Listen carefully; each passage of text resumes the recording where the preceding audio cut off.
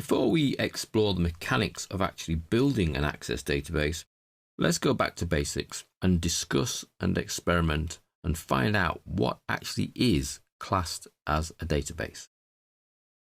So here we are in Microsoft Access 2013, and we want to know just what is a database. Well, if we ask Wikipedia, they define a database as something that consists of an organized collection of data for one or more uses. Key word here is organized. That's what constitutes a database. It's not just information, it's information that is organized somehow into groups or categories. If we look at the world around us, we'll see that there are actually quite a few paper databases. We have calendars on our wall for organizing our data into dates, so months broken down into days. We have filing systems for filing away data. We have telephone books where the data for people's telephone numbers is stored usually by their surname or sometimes by their town. We have recipe books, stick with it, where recipes are stored sometimes alphabetically, sometimes by category. So they might be stored by food types. All the fish dishes are together, all the chicken dishes together, all the pork dishes are together, all the beef dishes are together. That is still organized information. We have desktop Rolodexes that could be sorted by first name. You may put things into first name order, you may put things into last name order. But having all these paper databases, which is best? A paper system or an electronic system?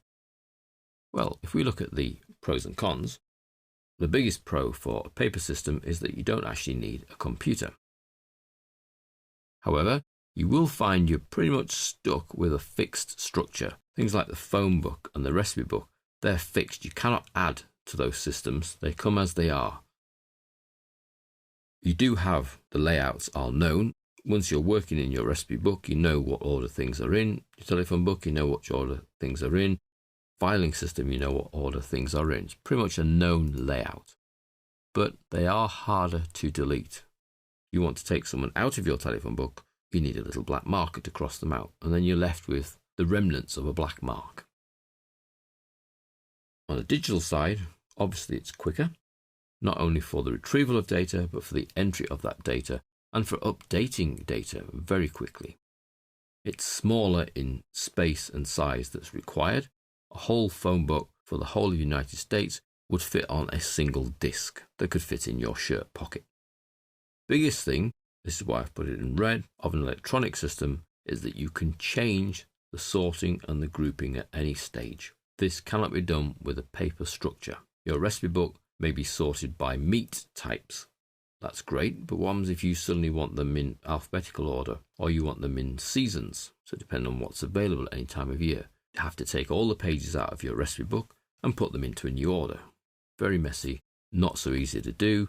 In an electronic database system, the changing of the sort and the group is very quick and very easy. And that, personally, is the biggest reason for using an electronic system, not the fact that it's quicker. It's this ability to change the sorting and the grouping. That then brings us to Access databases that are going to allow us to create electronic systems, because it will allow us to design and build our own structure to hold that organized storage of data, and it will allow us to sort and group the data that meets our needs and our changing needs, so we can actually change the sort and group order at any stage should we need to see the data in a different order, something that you cannot do with any piece of printed material. Your phone book is printed out in last name and first name order. If you then want it by town or zip code, you cannot physically make that change, whereas an electronic system like Access, you can.